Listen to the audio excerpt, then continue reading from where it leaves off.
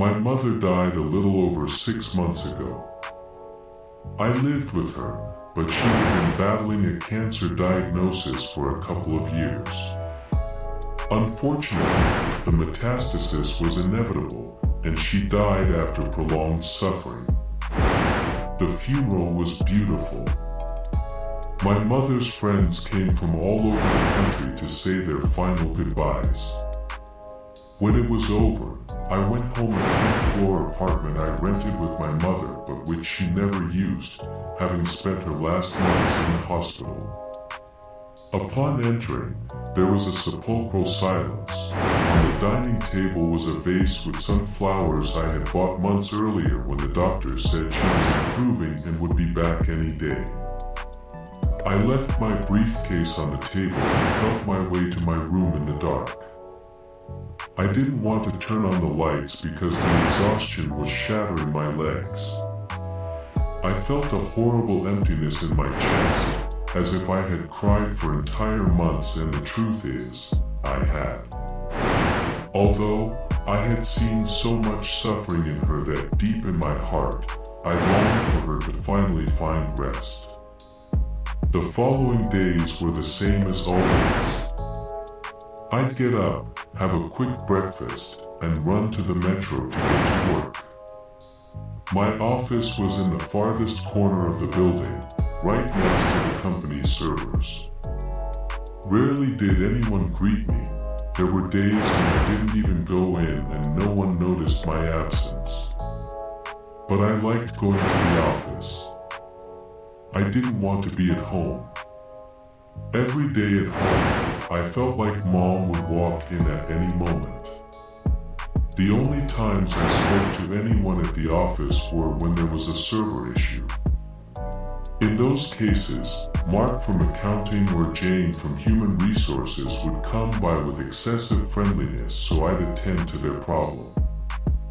There was a point where I had gone so long without speaking to anyone that I intentionally created a fault in a user's account, just to have someone to talk to. And so the days passed without speaking to anyone, to the point where I no longer even looked at myself in the mirror before leaving the house. Until one ordinary day on my way home, I found that the building elevator had broken down. There was a white sign with blue details instructing residents to use the stairs while the technical issues were resolved. It was too many floors. I was grateful I hadn't gone grocery shopping that day, as it would have been an ordeal. I started climbing. My legs hurt as I climbed the empty stairs at almost 11 p.m. Suddenly, as I was reaching the 7th floor, I heard a cry. It sounded like a baby. At first, I ignored it, but the sound became clearer and more audible. It was a meow. But it wasn't just any meow. A kitten was crying out in desperation. I opened the door separating the stairs from the hallway and saw the multiple doors stretching to the end, trying to identify where the sound was coming from. I saw a puddle of what seemed to be water at the far end. I walked slowly, watching as the motion-activated lights turned on one by one. When I was a few steps away, the light came on and the image was clear. The puddle was blood, and the meowing was coming from that door. I approached and tried to open it, but I couldn't.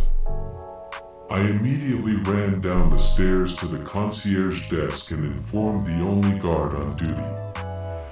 We went up together, and after getting permission from his boss, he used a master security key. The scene was horrific.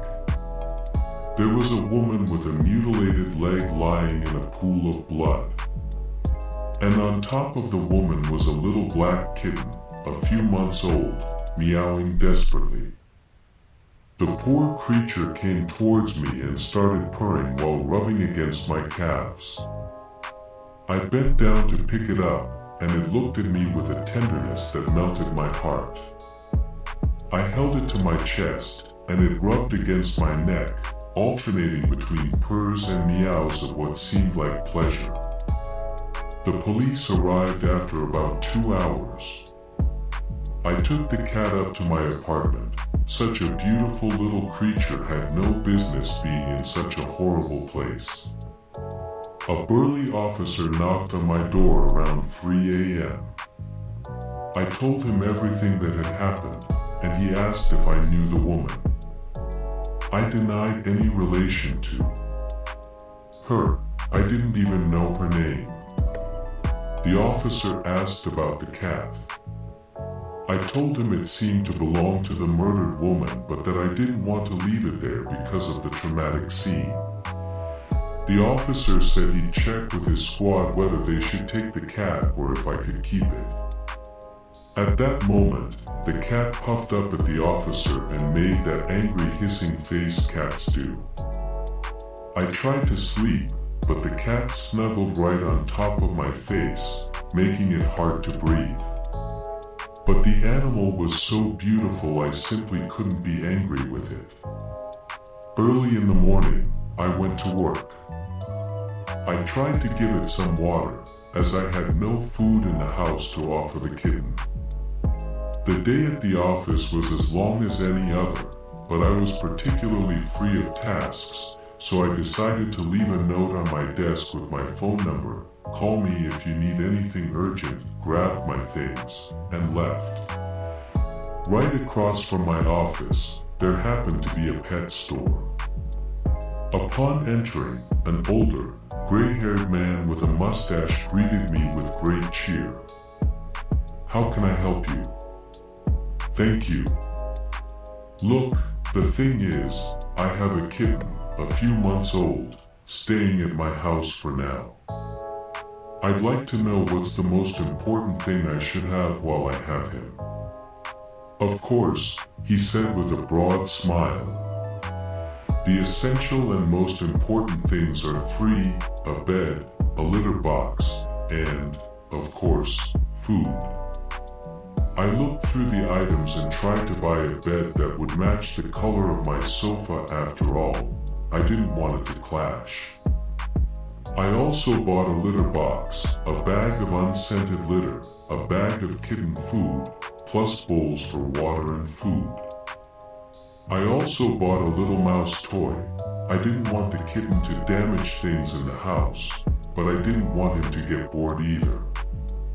Since I had so many bags, I decided to take a taxi and started thinking about everything I was missing: a scratching post, a carrier. Also, something extremely important was missing: a leash with a tag so he wouldn't get lost, and, of course, a name. What was I going to call him? Normally, I'd stay silent for the entire taxi ride, but the driver, seeing me so loaded, said, "So, new pet? A cat, right?"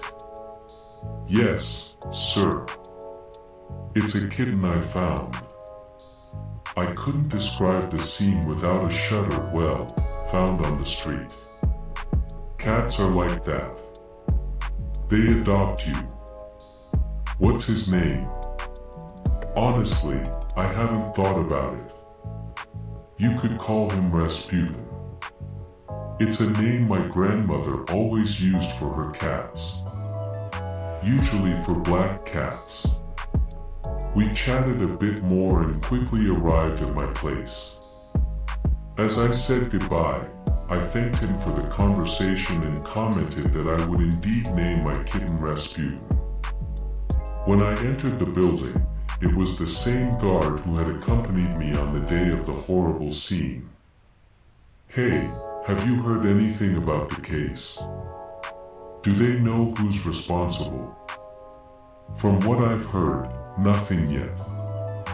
The police have come several times and taken evidence, but it seems they have no suspects yet." I took the elevator, grateful it was working again because I was carrying things. Upon reaching my floor, I could hear the meowing from the hallway. That sound filled my chest with warmth.